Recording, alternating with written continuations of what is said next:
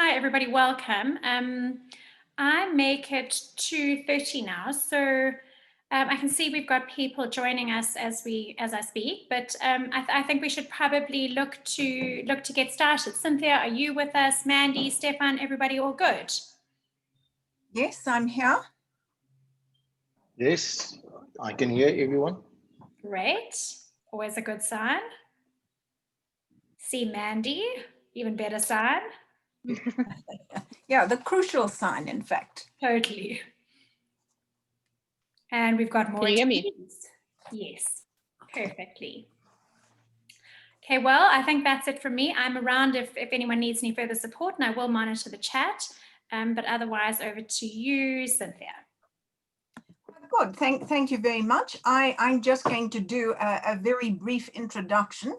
So can I say good afternoon to everyone, and thank you for joining us. I've probably got a name at the bottom of the screen, but I'm Cynthia Skuman, and I'm speaking to you today in my capacity as chairman of the Ethics Practitioners Association. And let me tell you a little bit about the EPA before I tell you a little bit about Mandy, which I think is the key focus. The EPA is a non-profit organization that aims to be the recognized professional body for ethics practitioners. And this is from all sectors, private, public, and the NPO sector. And the purpose of the organization is to promote the professional status and credibility of its members, and also very much to empower ethics professionals. And in that regard, the EPA is therefore focused on the advancement of the ethics profession in general through accreditation, research, education, through providing conduct standards for ethics professionals, providing a body of knowledge for its members, and fostering a strong relationship with the ethics community. And as part of the EPA's Global Ethics Day initiative, I remember last week, 21st of October was Global Ethics Day. We are really pleased to be hosting a talk by Mandy Wiener on her latest book, The Whistleblowers. Mandy, as I'm sure you all know, is a multi-award winning reporter, acclaimed author, and host of the 702 Midday Report. She specializes in investigative reporting and legal matters. And as an author, she's recognized for publishing Killing Kebble, which I must tell you sold more than 100,000 copies. My Second Initiation, which she wrote with former head of the NPA, Vusi Bacoli. Behind the Door, the Oscar Pistorius and Reva Steenkamp story, which she co-authored with Barry Bateman, and Ministry of Crime. Mandy, thank you very much. We have really been looking forward to your talk. Thank you so much for having me. So can I go ahead? There we go. All right. Well, thank you, everyone. It's a real pleasure to be with you today, and thank you for inviting me to speak. So today I'm going to be speaking about this new book. It's called The Whistleblowers. But if you have any questions, please, you can pop them in the chat or on the Q&A, and I'm really happy to take questions from you and to discuss anything with you that you'd like to ask me. I'm going to tell you a little bit about the book and how it came to be and what I learned through it. But obviously, I fully appreciate the fact that you are actually the experts in this field. You probably know a lot more about it than I do. As ethics practitioners and people that spend your lives doing it. I've just been looking at it for the last few years, but I'll share some of my learnings and maybe you can educate me too. And then I've asked one of the whistleblowers to actually join us today. So Bianca Goodson, who was at Trillian, she was one of the executives at Trillian, who blew the whistle. She's been in the news a lot lately because she has written a letter to Eskom CEO Andre de Ruyter and also escalated it to the presidency. She's going to be joining us a little bit later. So I'm going to ask her a few questions and ask her to tell her stories as well. And then we'll carry on the conversation. So let me tell you about how this book came to be, firstly. So I've spent a lot of my time writing about the criminal underworld and gangsters and organized crime and the relationship with police and with law enforcement. And I thought, I really would like to take a break from that. So I started looking around to see what I wanted to write a book about. And then it just so happened that a whistleblower reached out to me, a whistleblower who remains anonymous today, to write a book. And I met with this person, and their story was really compelling. And I was just intrigued by how it came to be that they were in the situation that they were in. And we almost wrote that book, but we didn't. But the story really stayed with me, and I thought, well, let me have a look at other whistleblowers. And at the time, obviously, the Zondo Commission had just started, and a lot of people were coming forward to testify and give evidence at the Zondo Commission. And we saw this kind of trend of whistleblowers coming forward about state capture. And I thought, you know, we all know these stories. We all know the stories of the Zondo Commission and of the arms deal and of state capture and of e-tolls and of local municipality corruption. But we don't know about the individuals behind the story. We don't know what really happens to the people who come forward and speak truth to power. And often as journalists, we're accused of just parachuting in, telling the story, and then kind of leaving the debris, the detritus behind us. And I thought, well, I really want to look at that human element, who the people are. So I started looking at these various whistleblowers and reaching out to some of them. And you know, this book is by no means a comprehensive, exhaustive look at all the whistleblowers in South Africa. There's no clear criteria for who I chose to speak to or who I chose to profile. I just looked at people who I thought were interesting and their stories were interesting. So I also wanted to have a cross-section of experiences. So I wanted some people who remained anonymous. I wanted some people who came out very vocally. I wanted somebody who had managed to leverage their role as a whistleblower and actually turn it into a career and become a social justice activist. And then I also wanted to look at people where it ended really badly, obviously, where some people were shot and killed for speaking out. And I also wanted to give a cross-section of state-owned entities, the public service, in government, also people who worked in corporates, people who were just kind of entrepreneurs and the man in the street, people who were in politics. So that was how I chose the whistleblowers. There are lots of other whistleblowers who could have been in this book, and I fully appreciate that. There are some that may feel that they should have been profiled in the book as well. And then I just sat down with them and spoke to them, and I listened to their stories. And what I think I was most surprised by was the experience of whistleblowers, obviously, what they go through, their personal cost, the price that they pay. And these stories were incredibly heavy for me. I didn't realize how how detrimental it was to people's lives, and I felt an enormous sense of responsibility to tell these stories and to capture that experience for them of what they go through. And I really became quite invested in the personal stories and the experiences of these individuals. And the book covers various of these. I'm not going to go through all of them, but the stories that I think perhaps were most profound for me were those of the people who were shot and killed for speaking up. So, for example, you've got the story of Mos Pakwe, who was a councillor in Rustenburg. He was the kind of councillor who was absolutely meticulous. He was born and bred in the ANC. In council meetings, he would, follow every cent of council money and where it went. And together with his colleague Alfred Motsi, he started to pick up that there was corruption happening in the Rustenburg municipality, and he started approaching senior ANC leaders about this and started confronting them with a dossier that he'd put together of this corruption. And central to this corruption and these allegations was the mayor of Rustenburg at the time, Matthew Wolmarans. And eventually, Mos Pakwe went all the way to Jacob Zuma and Tun Kandla and to Gwede Mantashe and all the leaders of the ANC. And it ended with a meeting in Rustenburg where he confronted Matthew Wolmarans in front of all of these ANC leaders, handed over the dossier and said, "You can hate me, but don't hurt me." And 2 days later, he was shot dead in his driveway in his house in Rustenburg.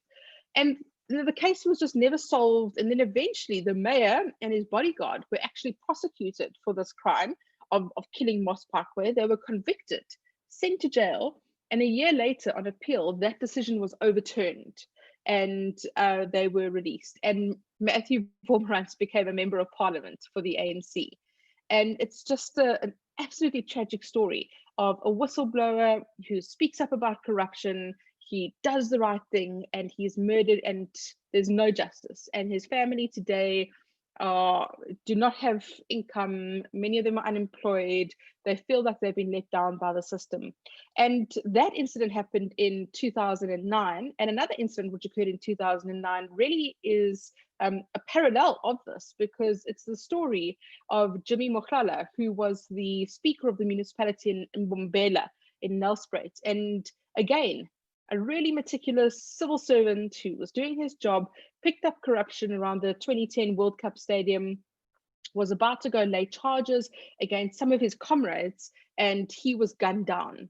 And he was shot in his house in a township just outside of Nelspruit. And his son, who was a teenager at the time, Tapiso, was also wounded in that incident. And it was a classic case of the NPA getting involved and a captured NPA with political interference, ensuring that the people who were accused of corruption were not prosecuted. And to this day, nobody's been held to account for the corruption. No one has been held to account for the murder. There were stories of a hitman who had come forward and had written an affidavit about how the deputy president, David Mabuza, had apparently ordered the hit, and then that wasn't true. But at the end of the day, there's been no justice. And his son, Tapiso, who I interviewed for this book, just showed such maturity in how he viewed it all, saying that his father had left him a legacy of truth, which is just so incredible that he sees it like that. So there are a few stories in this book of people who have exposed government corruption and it's ended in bloodshed. The story of Tabiso Zulu, who has exposed corruption in KwaZulu-Natal. He's been shot. He in fact had to force the police minister to put him in witness protection. And then he only stayed there for about 5 days because he realized that it wasn't conducive to him. So there are some of those stories, but then of course there are the stories of the state capture whistleblowers as well. And these are stories, for example, of Bianca Goodson, who we're going to speak to shortly, who was at Trillian, Mosilo Matepu, whose quote is actually in the front of the book. It opens the book, although I haven't spoken to her because it is such a poignant quote. And if you haven't read it yet, just to give you an idea of what it says, because this is really reflective of how a lot of whistleblowers feel. She says, "I don't like the term whistleblower. It's impersonal. It's like a shadowy, faceless, voiceless person in an underworld who has no family, has no soul. It's almost a ghost. But I guess it's a whistleblower because most of us are anonymous. We don't get awards, we don't get money, we're heroes, we are warriors. And you need to recognize that. Investigative journalists call us sources. No, I am a human being. I am a sister, I'm a lover, I'm a career person, I have aspirations, I'm a human being. And where do you get your sources from? You get it from us. You guys go back to the office, write a story, you're paid, I'm not paid. I've given up my livelihood, risked my life for South Africa, and I'm left with the aftermath of unemployment, depression, post-traumatic stress disorder, anxiety, you can name it. Criminal charges, everything. You guys go back to work on Monday. You get an award, you get paid, you get a pat on the back, nobody recognizes or funds us for the aftermath, and it's ugly. It's nonsense. We are heroes. We are not whistleblowers." So just such a profound quote from her about the experience of whistleblowers and what happens to them. And I thought it was important to look at these state capture whistleblowers because of the enormous role that they have played in holding power to account and really giving us this insight into what was happening in the state capture. One of these, of course, is the Gupta leaks, which is, it reads like a movie. It's the most astonishing story because here you've got these two guys, Stan and John. And Stan and John happened to come upon this discarded hard drive and they start to work on it, they look at it, and they realize that they are, oh, sorry, someone's phoning me. So they realize that these emails contain hundreds of thousands of messages from within the Gupta empire. And it discloses the extent of this capture that was going on with government ministers and state-owned entities. And Stan and John could have just sat back and thought, hell, you know, I'm not going to do anything with this. But they realized that this was explosive. So Stan then reaches out to a member of parliament from the DA who just doesn't rock up for their meeting. He goes to the Mail and Guardian on a Saturday, but the Mail and Guardian is closed. And then he reaches out to somebody he knows in the media industry who introduces him to Brian Curran, who's this international human rights lawyer. And Brian introduces him to Mark Haywood and to Branko from the Daily Maverick. And that's how, in the end, the journalist landed up with all of these emails from within the Gupta empire. And that essentially brought down a presidency. It brought down a regime. And to this day, Stan and John remain anonymous. We don't know their real names or their real identities, but what they contributed was enormous. And they have had to sacrifice their lives as they know it. So these are just some of the stories that I tell in the book. I see Bianca has now joined us. Bianca, thank you so much for joining us. She's making a cameo, a guest appearance today. And for those of you who don't know, Bianca was an executive at Trillion, and she was crucial in exposing the relationship between McKinsey, which is the international consultancy, and Trillion and Eskom as well. So Bianca, thank you so much. Bianca last week wrote a letter to Andre de Ruyter at Eskom, in which she argued for a change in legislation and for acknowledgement for whistleblowers. And that was huge because the response really was an acknowledgement for whistleblowers. And she has now this week escalated that to the president. So I thought it was really, really contemporaneous to get her on and to ask her to join us. So thank you. Maybe if you want to just speak briefly about your own personal whistleblowing experience and why you decided to come forward this week. Mandy, thank you so much for having me. And it's such an honor to be in your book. And what people don't know, and I think it's important to at least spend a couple of seconds on this, is that through Mandy's book, I felt empowered to write the letter to Eskom. It's because of the publicity that the book was getting. And prior to Mandy's book, I never felt that strong. So thank you, Mandy, for giving me the strength to escalate this issue. And it's gotten so much momentum and it's so encouraging. But yes, to everyone who is listening and watching, it's being a whistleblower is difficult, hey? It's harrowing, as Mandy says, but there's a lot of hope. And I think my message, very similar to Mandy's, has to be that there's more hope. But for us to create that hope in people, I think it's important that we actually put the right processes and structures in place. And that's where ethics become really important. I don't know that enough information has actually been spent to people or transferred to people for them to actually live in confidence that things will change and that it is the right thing to do to speak up. You know, when it comes to the way the procurement of public funds is actually distributed, I mean, there's something where people have to speak up against corruption because corruption is just so endemic in everything in our society at the moment. And, you know, I fear for whistleblowers because we don't have enough protection for them. But at the same time, this is why I'm advocating that these changes must take place.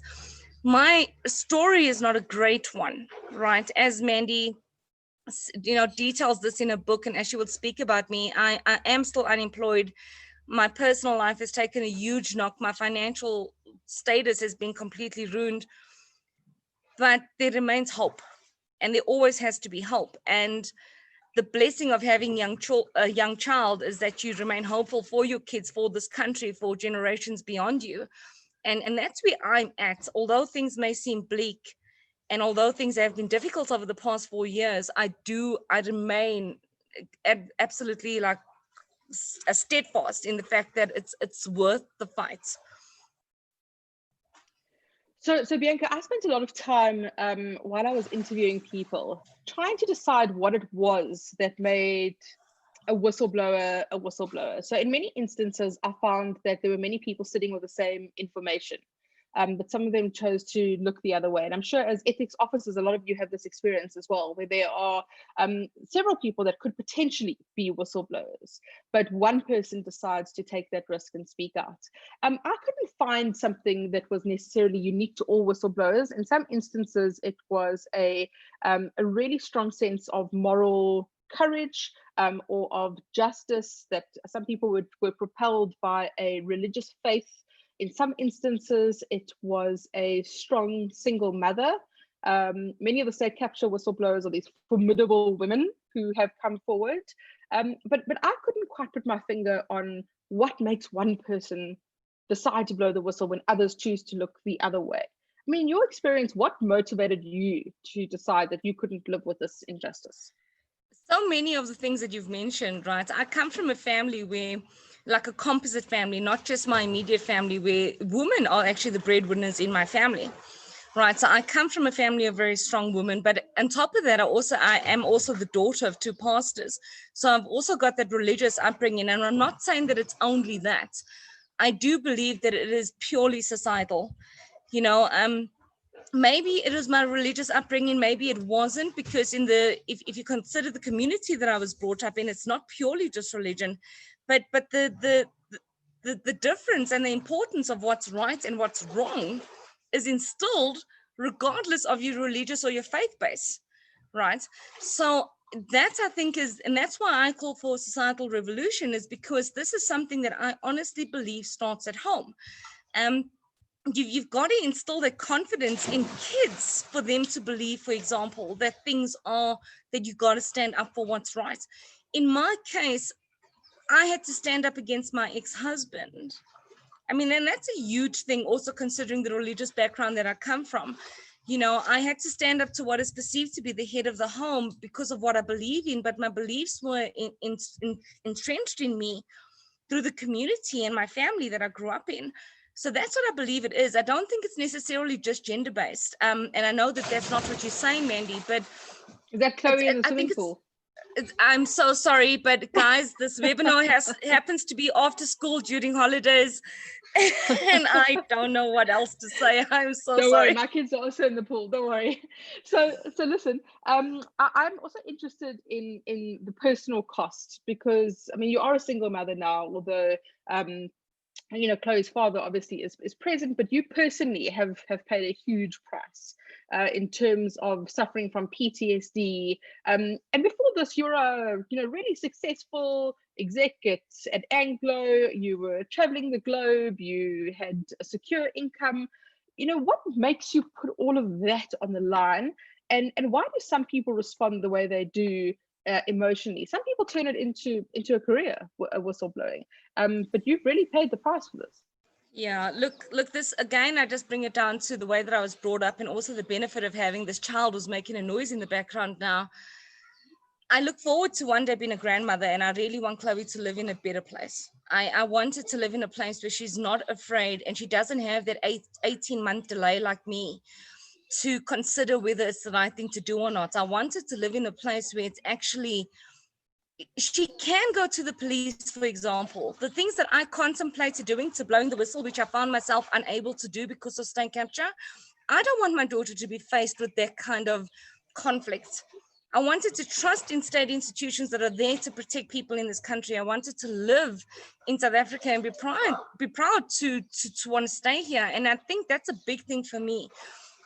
I must be honest with you, I really do think that if I didn't have my daughter, I would ask myself the question, what's it worth fighting for? Because I wouldn't consider future generations beyond me. I would just think about myself. And that would be a bit selfish. And in that instance, I probably would have chosen to stay in the executive lane in the likes of Anglo, because it was convenient for me. It was more than convenient. It was very comfortable. But when you start considering that there are generations that come after you, and this country's got so much potential, that's when you really got to put the brakes on things like comforts and financial benefits to do the right thing. As far as people making careers out of it, I don't know what to say in terms of the career, but I do know that the advocacy at this point is worth it. There isn't enough change in our country, and there has to be. there's not enough protection for whistleblowers, and the advocacy in that regard, I really do stand by. In terms of converting it into a career, I'm not sure. This is all new for me. So I don't know how to respond to that. So I'm going to ask you just one or two more questions, but Bianca's not going to stay on for the whole webinar. So if you do want to ask her a question, please pop it into the Q&A and I will ask her.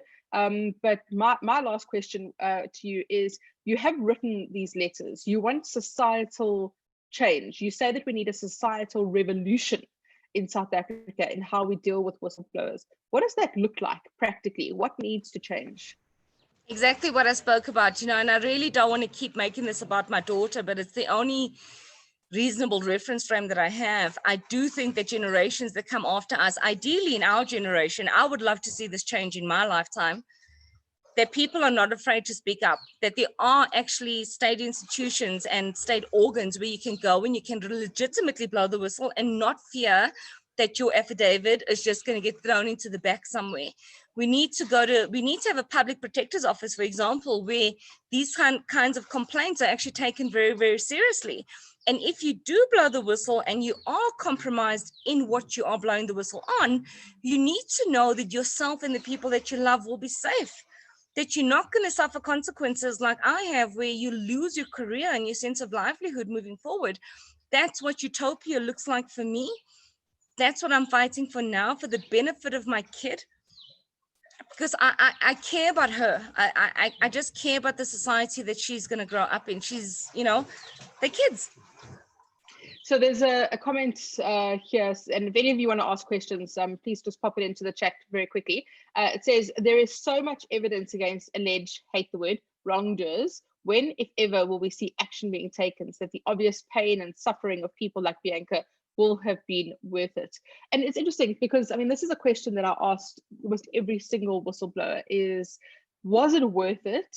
And, as one of the whistleblowers said to me, if you constantly speak truth to power and power constantly prevails, then why should people come forward? So unless we see these prosecutions, unless we see justice happening, it's not going to encourage whistleblowers to come forward, particularly when it comes to government and corruption. But what is your view on that, Bianca? So Mandy, this is interesting. Some people may consider it a bit of a failure on the NPA side. The recent judgments, I think it was just yesterday, the judgments against regiments where we had this preservation order, attached to the assets, and the NPA sort of lost the right to carry on with their preservation order.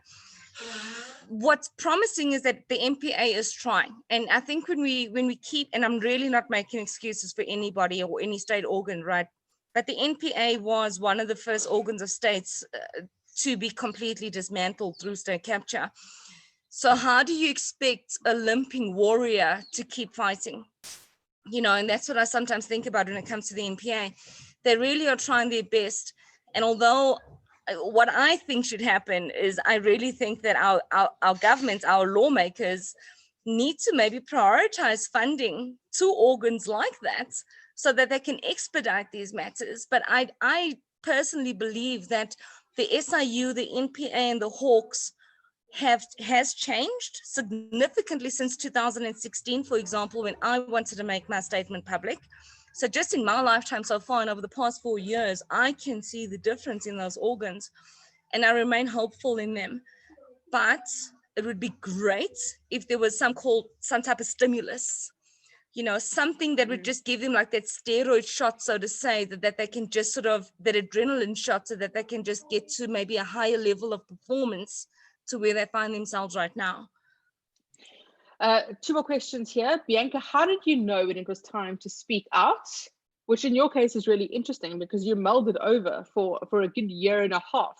And I see this with a lot of whistleblowers that I've spoken to, where they didn't feel compelled immediately to speak up. Instead, they waited and they kind of let it marinate, and they were scared. And the second question is, did you have any idea when you joined Trillion that these people were covert criminals? So the first one, which is the easy one, is the last one. So I'll answer the latter first. I had no idea. And yes, that probably speaks to my character and the level of naivety that I had at the time. But honestly, I was referred to trillion through people that I trusted, and I had no reason to not trust them. So I had absolutely no idea from the onset. To come back to when was the moment? People misunderstand this. They think that there's a single moment, and it's termed this phrase now, it's coined this phrase, the Damascus moment. And although in some cases there is a Damascus moment, I honestly believe that it's a process. And for me, it was a process that took 3 months. It was expedited in the last week before I resigned. That's when I resigned. But it's important that the public know that I did not speak out when I resigned. You know, I only spoke out to the public protector about a couple of months later. And then in January of 2017, I helped Jeff Budlender. And in November of 2017, I only appeared at the parliamentary inquiry. So the process to speak out, in my opinion, if you've been responsible to your livelihood, it cannot just be an instantaneous one. My Damascus moment was in fact resigning, and that was leaving Trillion. But the process to decide to speak out was a lengthy one, because I needed advice from people that I trusted, and I got that through whistleblowing organizations like PLAF that gave me guidance in terms of who I could trust, who I shouldn't trust, and how to go about doing it. So it's not just one point. I think it's a process. So there's a question here. Sorry, I know that I told you that was the last question. When you look back at your entry period in Trillion, are there any corporate conduct signs, telltale signs that you believe you should have investigated further? And I think that's really important for ethics officers to know is, you know, what are those signs to look out for? So this is really interesting. So I've never really worked for a startup before, and Trillion positioned themselves as though they were a startup. I'd always been entrenched in large corporates, the likes of Anglo American in the mining industry. So when you go into the mining industry, for example, policies and procedures are well established. So things like, you know, compliance, procurement policies and procedures, and, you know, ethics and governance and all those type of things are well established. So I came to expect that in an organization. In Trillion, it was slightly different though, because it was marketed to me as a startup. I expected that I would have to establish those. And that's exactly what I did in the first month that I started. But what was the trigger, and what was one of the many warning signs, was that as soon as I started those procedures and escalated them to the likes of Salim Essa, who was the major shareholder, they were accepted too quickly. And the thing about ethics is that there's always a debate, right? In ethics and procedures and policies, is that there's always a debate of what about the other side? What about the other option? What about another situation? There was no robust debate around these things. And from my experience, there always is, you know, and that was one of the biggest warning signs for me, is that you don't just go about creating or changing policy or procedures in companies, because they're linked to your values, you know. So that was one of the big things. And the second most interesting thing is that when you reconcile the position that I held in the organization, which was me being a CEO, somebody saying to me that I was not entitled to have sight to the financial position of my subsidiary was another big warning sign. I was like, you want me to take the liability and to carry the responsibility of managing this entire subsidiary in all instances, human capital as well as financial, yet I'm disempowered to manage it, you know. And that's where it's these type of disjoints that start creating these warning signs, which in my case, as I said, that culminated in 3 months only, me being in this organization. Do you mind staying on for a few more minutes, or do you need as long as you all don't mind my daughter splashing in the pool, I'm fine. There are a few more questions that I want to ask you. So one of the things that we've spoken about a lot lately is what happens to whistleblowers in the corporate environment. And one of the whistleblowers that I speak to in the book lays down this challenge to corporate South Africa, saying, employ these whistleblowers, appoint them as ethics officers, appoint them to your board. You know, we should be hiring these people. So there's a question here saying, they're from Liesel Groenewald, saying there are many opinions that state that organizations must employ whistleblowers because it will be to their benefit. However, we don't see that happening. Why is that, do you think? And of course, your story about when you were at Sage and you decided to blow the whistle and then you offered your resignation, although the executives knew about it, they accepted your resignation instead of saying to you, we back you, we appreciate you, well done for doing this, we're promoting you. Why do you think corporates treat whistleblowers that way? So how is this, right? So just before this letter to Andre de Ruyter went viral, I actually had a job interview the Monday after I sent the letter. And I finally got feedback from their company, and the company is very concerned about the fact that apparently I'm high profile, right? And that's a concern for the company. And I promise you, Mandy, I don't know how to reconcile that in my mind. I don't, because although I may be high profile, in my opinion, I am high profile for the right reasons, right? I don't believe that I'm high profile for any of the unattractive reasons to a company, but yet that's a concern that I hear. I believe that look, I'm trying to be nice and very diplomatic in saying this, right? I believe that there's some sort of unconscious bias. And if I'm not being diplomatic, then clearly the word unconscious must drop, and there is a bias. And I think the bias is towards people just being unafraid. And I think there's a lot of strength that comes in not having fear. And for example, in my case, I've lost everything. So I'm not fearful of another rejection letter from a job application. I'm not fearful that I won't be wanted again. I've had 2,500 of those. And I think that maybe that could be intimidating. The fact that you would actually speak truth to power is intimidating. But as I try and understand this better myself, I will let you know that this is something that I'm trying to process myself, and it's so difficult to try and put a finger on it. So I do just want to briefly speak about the legislation in South Africa, which I'm sure many of you are au with, perhaps more than us. But many of the whistleblowers I spoke about how the Protected Disclosures Act in South Africa is very much an employment type law. Although there were amendments in 2017 which broadened it, it's not effective, it's not practical. And there's not enough accountability for corporates in that. And we've been talking a lot about the False Claims Act, or the Lincoln Law in the US, which allows for independent whistleblowers to claim between 10 and 30% of whatever money has been recovered. So in your instance, for example, you were crucial to seeing 1.6 billion rand returned to Eskom.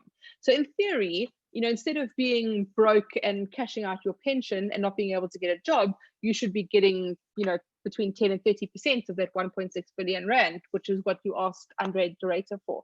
Do you think that something like the False Claims Act could work here? I mean, we saw this week a payment in the US to an anonymous whistleblower for $140 million for a tip-off, which is unbelievable. Yeah. My view is I propose something like we see in the Netherlands, which is a whistleblower house, a Chapter 9 organization that is run by civil society. It's funded by government, but this provides whistleblowers with protection, financially, physically, security, emotionally, and that kind of establishment. Before we let you go, what is the solution in terms of the legislative framework? If I could turn back the clock, and if I could have a utopian whistleblower experience, I would have preferred to have one of those Chapter 9 institutions that I could have trusted, to be honest with you. I do think pragmatically, though, I think an institution like that should be independent. And if it is independent, it should be funded some way. And that's where I think the benefit of the False Claim Act comes in, because I think that if that Chapter 9 institution actually had legal services as well, they could argue to a claim, hopefully get successful claims or applications for claims, and use those funds to fund such an institution. And let it be completely independent, to the extent that if somebody has lost an income, maybe the board of directors of that fund, for example, could actually consider donating some of the funds for income loss to whistleblowers. I don't know, but leave them independent to make that decision. And what would be awesome about it is if it could actually be funded by successful claims. I think that incentive of getting a portion of recovered funds is important, because when I try and put myself in the shoes of somebody who's trying to be corrupt, I would want to know that I'm facing odds. And I think that if I was doing something bad and there was somebody out there with a bit of integrity, that they would say, look, if you're doing something bad to the value of 10 million, I'm happy to reclaim at least 1 million. So I'll show you, I'm going to report you. I'm going to stand up. And I think that incentive is important. Absolutely. We have to stack the cards in the favor of whistleblowers if we expect them to come forward. Bianca, thank you so much. I really appreciate you popping in for a little while. I'm sure everybody else does too. And there are lots of questions. I hope you've answered all of them. So thank you so much. Thanks, Mandy. Have a good session. Okay, so I just want to finish that conversation off by just touching on a few things that I found through my whistleblower experience and speaking to whistleblowers. And I think the thing that perhaps shocked me the most was the personal impact that we saw on whistleblowers. I was just astonished by the personal cost, and I speak about it in the book, that many of the whistleblowers that I spoke to, it was almost like they had a slice missing from their souls. It was like a hollowness in their eyes. And I actually compared them to soldiers that go to war and they come back and they can't relate to people. Their families don't understand what they've been through. And many of these people, as Bianca says, by her own admission, it cost her marriage. It's cost them financial security. If you look at somebody like Rosemary Hunter, who was at the FSCA and blew the whistle on the unpaid benefits, she had a very lucrative law practice, and she spent her savings on fighting this matter all the way to the Constitutional Court. People's marriages break down, they suffer PTSD. A lot of them carry the scars of what they've been through, and it's a hard thing to deal with. Is it really worth it for what happens to them, and is there justice? So that was the thing that I think rocked me the most, was the impact.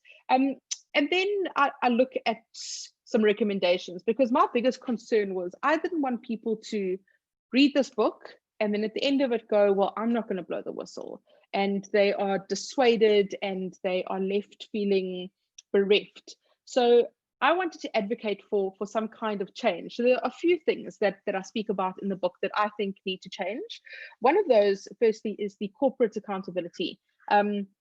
So we spoke about the PDA, but many of the experts that I spoke to felt that there wasn't enough accountability for corporates, that the greatest cost was 2 years worth of salary, according to the PDA, and there was no accountability of these governments, of these companies actually following the recommendations of the PDA. The second was a speak up culture within these corporates, that this wasn't encouraged. And many of the people I spoke to who looked at the hotlines, which you all know about, that are often run by auditing firms or some kind of independent agency, there is a lot of cynicism around the hotlines. So, the one problem, as you will know, is that people want to remain anonymous. They don't give enough information when they are disclosing it. So because they don't give enough information, the investigators can't actually do anything with it. And there are also concerns that when they do give information to this hotline, it does trigger a witch hunt of sorts. So the companies, so the story that I tell of Michelle Mitchley at Liberty, for example, is a great example of this, where she phones a hotline. The hotline then informs the company that they've had a tip-off, and then the company starts a witch hunt, and then she feels that her colleagues are going to take the fall. So she sticks up her hand and says, it was me. So this is a concern, that we need to develop a speak up culture, and those people who do raise the alarm and blow the whistle are appreciated and are lauded instead of seen as troublemakers and pariahs. And then to look at industry regulators as well. In fact, Rosemary Hunter suggests that each industry should have their own whistleblowing establishment that is funded by the industry. And there is that to some extent, I know, but that these establishments are able to support whistleblowers and encourage them. I'm not sure I agree with that, because I think if it's funded by the companies, there won't be the necessary independence. But I do think that there needs to be some kind of structure that really does support whistleblowers in coming out. But for me, I spoke about the legislative framework as well that needs to change. And I do believe this. I gave a copy of the book to the Justice Minister, to Ronald Lamola, and I'm hoping that he does read it. And I'm hoping that Bianca's letter will also gather some kind of momentum, because we need to see a change in legislation, which is a long process, but at least the seed has been planted. So I would like to see something like we see in the Netherlands, where whistleblowers are supported and are encouraged as well. But the biggest thing that I'm hoping to achieve with this book is the societal revolution that Bianca speaks of. And from my experience in South Africa, we don't treat whistleblowers perhaps like we do in the US, like Daniel Ellsberg or Edward Snowden, Catherine Gunn in the UK, a movie was made about her, there are books written about them. We don't celebrate them or appreciate them. In South Africa, they're treated as pariahs, as troublemakers. And I think a lot of this has to do with our history of impimpies and the way that impimpies were pushed aside, and this concept of Ubuntu. And I actually look at some of the research around that as well, about how South Africa is unique to that, and how whistleblowers are seen as disloyal, as problematic by corporates, whereas often the whistleblowers are actually doing what they're doing in the interests of the corporate, because they feel loyal to the company, and yet it's not seen that way. So I believe that whistleblowers, instead of being pushed to the fringes of society and wearing the scarlet letter W and being unemployed and unemployable, should be appreciated. They should be given national orders. We should know their names. They should be celebrated, and they should be employed. They should be appointed to boards and become ethics officers. So I'm hoping that's what happens with this book. I realize that it might be a bit idealistic considering the current climate, but I think it's really topical at the moment, and it is getting a lot of momentum because of Bianca's letter, because of the Zondo Commission and people that are coming out and testifying, and of course because of this issue of Angelo Agrizzi. And I have faced quite a bit of criticism for who I've decided to include in the book. The issue of Suzanne Daniels, who of course got a tough time at the Zondo Commission. She's the Eskom whistleblower that a lot of people believe that she was complicit. And the way that I look at it is that whistleblowers are not entirely virtuous. They don't always speak out for altruistic motives. I think there's a spectrum of whistleblower. On the one end, you've got somebody who is absolutely driven by a sense of moral justice, and they feel that they cannot allow wrongdoing to go unchecked. Somewhere in the middle, you've got people who are accidental whistleblowers, who realize that if they don't speak up, they will become complicit, and they need to say something and not look the other way. And then on the far end, you've got those who have got this proximity to wrongdoing. People like Angelo Agrizzi, who acknowledge that they speak up out of self-preservation. But they remain whistleblowers, despite the fact that they were involved. We need people like that who knew that there was some kind of wrongdoing, and they are whistleblowers. And if you look at what happened to Angelo Agrizzi, with the bail application recently, where if any whistleblower was looking at that and thought, I've been involved in wrongdoing, but I'm going to come forward and I'm going to help the state with evidence here, I'm not so sure people will be keen to do that, because they know the NPA will just gun for them. So that is concerning, the messaging that we're sending to whistleblowers. But I am hoping that this at least has started the conversation, that we're talking about it, that there will be some kind of a societal revolution in how we treat whistleblowers. Because if we're going to deal with corruption or wrongdoing, which is endemic, it's systemic, we need whistleblowers to come forward. Otherwise, it's going to be impossible. So I'm very happy to take any questions from you. I see there are some on the chat, but I don't know, are you able to put microphones on to ask questions? I'm not sure if you can do that. There is one here. So I can, yep. I can just say, anyone who does want to ask a question, just pop your hand up and I can unmute you.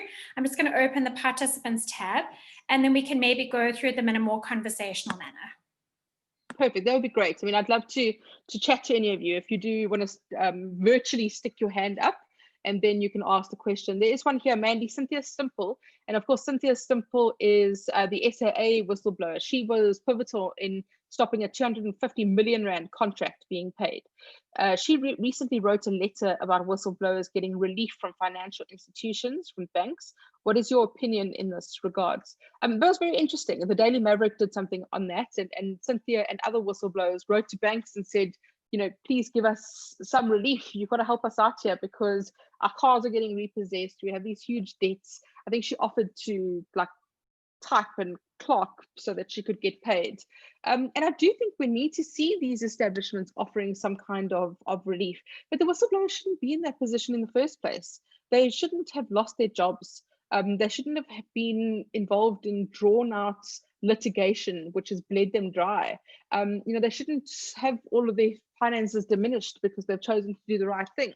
So, I mean, I absolutely agree with her. I do hope that, I think Standard Bank was one of the banks that said, sure, we'll help you out. But absolutely, we need to have that kind of support as well. I agree, we need to shift this more along the lines as being seen as having a strong moral compass as opposed to be seen as the difficult. And that's a comment on the chat. And I absolutely agree with that. There needs to be this appreciation for what happens, and people having the moral courage to speak out instead of being seen as problematic or troublesome or difficult. And that's exactly what's happening to Bianca. She's being seen as a hot potato. She's being seen as problematic, and that shouldn't be the case. But unfortunately, they want to mitigate risk. They don't want any kind of exposure to the corporates, and that needs to change. Okay, are there any other? Well, seeing I can I unmute myself and pose a question? It's Cynthia. Sure, with pleasure. Mandy, looking at a bigger picture issue, I know that there are some encouraging signs about some of the arrests we've seen, starting with VBS and moving through quite a number of high-profile issues. So, and I asked this question around creating a context where whistleblowing would be more welcomed. Do you think that the arrests that we've had to date are a start of a real groundswell? Do you think that this time it's really going to move forward, and that we will start to effectively not only arrest, but in time prosecute people? So I have spent a large part of my career watching the National Prosecuting Authority and reporting on it, from Vusi Picoli to Glenys Breitenbach.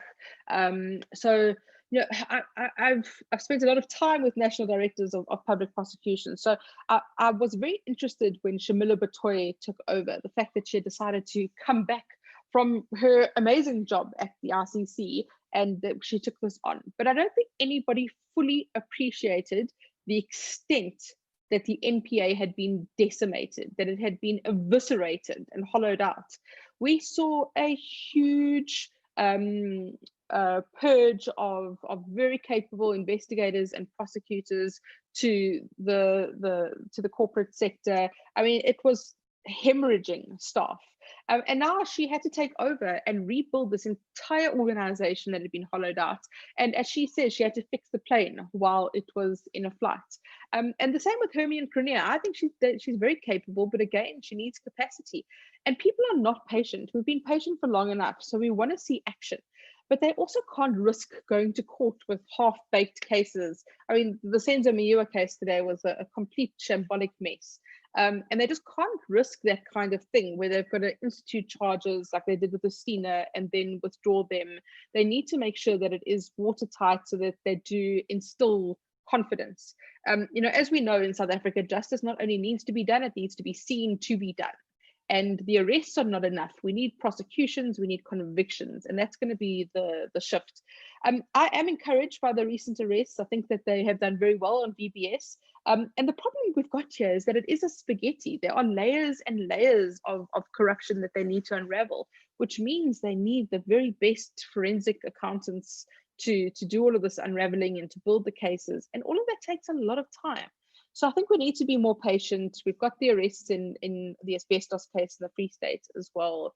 I do think we'll start to see more, but they're going to have to go after the big politicians, because until we see those big politicians arrested, people are not going to believe them. So yes, I'm encouraged, but I think we need to see more.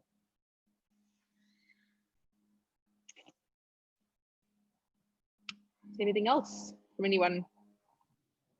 I think there's another comment on the chat there. It looks like it's from Robin, and she was just saying, she's talking about how organizations profess value-based organizational culture, and yet they're not hiring whistleblowers. And I think, that's just an interesting point relative to appreciating more of what Bianca was saying. So I've had a few whistleblowers say this to me, that they feel like when people are in public, or corporates are in public, they say the right thing. That they, profess to have all of these ethics and the hotlines, and that they want to encourage whistleblowing. But when they're confronted with the reality of it, they're not so keen anymore because it's problematic. And I think that it's just a matter of survival and self-preservation for a lot of these corporates, is that they don't want to rock the boat. So, I mean, it's something that has to change. That you can't have these corporates saying, we want whistleblowers to come forward, please tell us about your problems, and when you do, we're going to victimize you. And it's something that is very real. I think just on that, Devasha Mudley had a very good point. She said, companies are afraid to appoint whistleblowers because they may uncover further fraud and corruption. And I think that is maybe more of what the concern is relative to appointing whistleblowers. I mean, what is your view on that? Yeah, I agree with that. Absolutely. Is that they do panic a little bit, that they do think, oh, well, this person's exposed something, they are going to be a loud voice in our organization, and they're going to hold us accountable, which does rock the boat, which does create waves. And it's much easier to have a calm environment where that doesn't happen. But that's not authentic, and that's not transparent. So it's very difficult, because how do you change that culture? A corporate would never want to have that experience where they've got people that are holding them to account. It's much easier to just not employ those people, rather create a culture of silence. But I think there's much more value in having a transparent environment, and much more value in having people being allowed to speak up and to blow the whistle and to hold power to account. Yeah, I mean, I quite agree. I mean, I think that maybe that points to the question of inevitability. Is it not inevitable at some point that so much of what has been covered up will become uncovered? I think so. I mean, as a journalist, I would hope so. And that's why we value sources so much. And in fact, one of the stories that I tell in the book is about the ETOLS whistleblower, Captain Kirk, who remains anonymous to this day, although he was partially outed by journalists. And I saw that there was one comment on the chat about how journalists include so much information that it eventually outs the whistleblower. Which happened to him. There was this huge witch hunt because there was information that was disclosed by the journalists unintentionally that compromised them. But I think that it is inevitable that the information is going to come out anyway. So that's, whether it's in the media because then it blows up more, whether it's within the organization. If you look at the story of the PIC that I tell in the book, it was an anonymous email that went to the entire staff of the PIC by a whistleblower, or several whistleblowers that had come together. So there is this inevitability. If people want the information out, it's going to get out anyway.